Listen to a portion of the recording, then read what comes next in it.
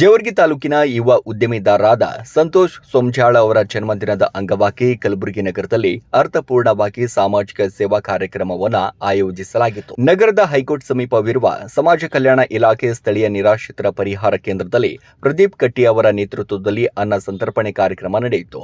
ಈ ಕಾರ್ಯಕ್ರಮದಲ್ಲಿ ನಿರಾಶ್ರಿತರಿಗೆ ಆಹಾರ ವಿತರಿಸಿ ಮಾನವೀಯ ಮೌಲ್ಯಗಳನ್ನು ಮೆರೆದರು.